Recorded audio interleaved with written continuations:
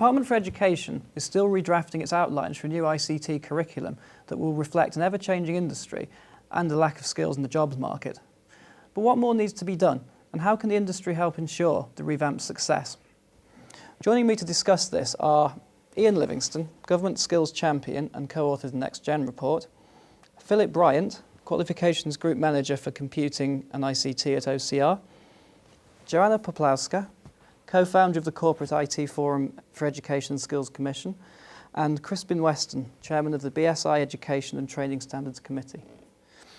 So Ian, the Next Gen report was published in February 2011 with a certain amount of recommendations, both from yourself and Alex Hope. What do you feel has been implemented in the time since or been considered in the restructuring of the education, and also what do you feel still needs to be done?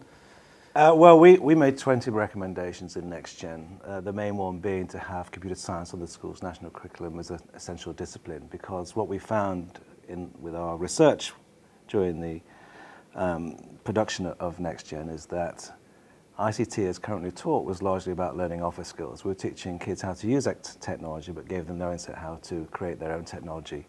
In effect, we were teaching them to read but not how to write. And so to empower what we consider the most creative nation in the world, look at our film, our fashion, our music, our clothing, our design, of course our games, we have to empower our creators with the digital skills to create digital content. And that required a complete overhaul of the ICT curriculum.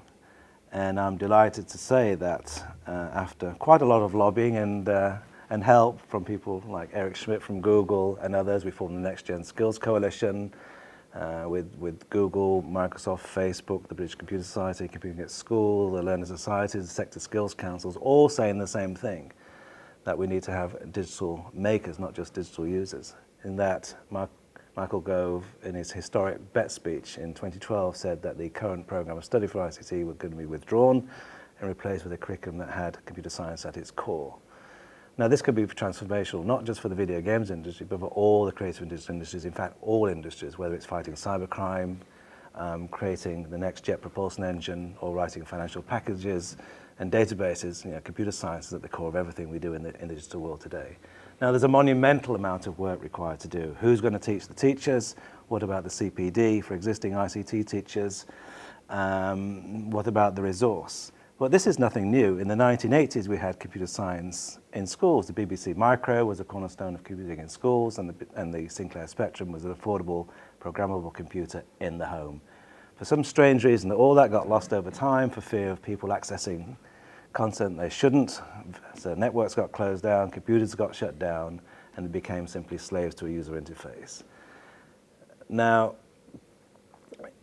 we can't afford not to do this, and there's going to be some problems along the way. But if you look where computer science has been on the curriculum for the past 10 years, countries like Finland and Israel, it's no surprise that some of the best high-tech intellectual property has come out of those countries. So we're naturally good at science and high technology, and we're naturally good at creativity. So, with traditional manufacturing struggling a little, financial services in disarray, the creative and digital industries, the digital economy is going to help drive the UK economy. So it has to happen. And it should be very much focused on the coding, the skills, the mechanics of it. Well, it's computer science is really effectively a broad church of skills. It starts with digital literacy, which is old school ICT, where you're learning how to use a computer. Still necessary, of course. And then there's the IT, moving on from that, how you fix technology, for want of another word, and networking and all the big mainframe linking of computers. But the bit I'm really interested in is the computer science bit, the creative part of that. And that involves computational thinking, algorithms, problem solving, how you address problems and come up cooperatively with ideas to find solutions for stuff. And of course, at the heart of that is the coding. And you watch children coding, they're suddenly inspired because they're doing something that has an output on the screen. So just learning Word, PowerPoint, and Excel is really, boring them to death about something which they naturally have a fantastic affinity to. They run their lives through through smartphones. They listen to music, they play games, they absolutely adore this device, and yet against all our odds we've managed to put them off for life of wanting to learn how to use it in a constructive way, how to create content on this device. Therefore, if we sort out the ICT curriculum, which is happening, the new curriculum is being drawn up today, and the important thing, it's also being changed the name from ICT, which is effectively a tarnished brand, to the word computing. And the important thing about that is a verb. It's all about making, doing with an output. And therefore, my hope, of course, is that the introduction also of computer science on the e-bag is that it will also have an examination that's not another dry science, learning by rote with a written exam. Yeah. So it'll have an exam that includes coding, at least coursework for half of the assessment of that course. Well, I mean, Phil, you've worked for OCR, so I mean, can you reflect on that in terms of the plans that you're having at the board at the moment? Well, we've had qualifications available at Key Stage 4 for a couple of years now, and it is wonderful to see how children react differently to computing GCSE qualifications, differently to how they might have reacted to an ICT qualification. And it is about the use of technology, and that's one aspect of it, and it's a key aspect, but it's also about the creativity that comes through. And what we notice, what really astounds us and impresses us, is that the ability of children at that age group to come up with solutions to problems that we pose them that are completely different to what our expert opinion told us to expect. And our part of this is making sure that through the assessment we don't kill that off and kill that creativity, that we leave it open. We let children come up with solutions completely different to ours, that we reward innovation and creativity. And you try and give them that freedom to experiment and to learn, to get their hands dirty and be practical, do some coding, not just come up with dry theory about this, to actually kind of try and do something to tap into their ability to look at a problem and come up with a solution, and to use coding as a way of solving that problem. And do you feel that is going to require a really radical change from the way that OCR currently assesses IT into the eventual aim? Nothing radical, because the assessment of it at the moment, we see some really innovative solutions. I think there's always one criticism, that you get all this innovative, imaginative teaching and delivery and learning, and then it kind of hits dry assessment, and that's all lost. What we try and do from our side is allow that to come through. So we enable them to provide evidence to us electronically, so it's not just printing out screenshots and producing things which are easy to evidence on paper. We allow them to submit electronic solutions. We give them ranges of different topics and themes that they can attack through the assessment, make sure that we credit work, even if it's different to our expected solution. Mm-hmm. And it is, I mean, it's been a really positive experience for us.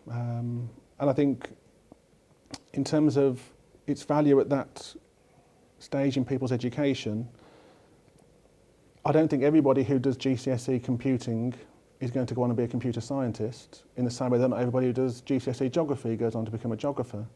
But the skills they're learning are so valid to when they are going to go into employment. This idea of being able to critically analyse something, to be creative, to come up with solutions, to challenge.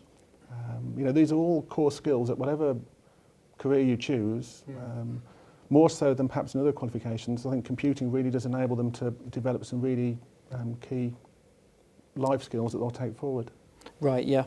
And Crispin, I mean, I think you've said in various blogs and I think things you said to me in the past as well, that the digital citizen is an important thing to be, but it's important to kind of differentiate that from too much focus on computer science, from maybe the Royal Academy having that sort of influence on the curriculum. I just wonder if you could elaborate on what you feel a digital citizen should be moving forward.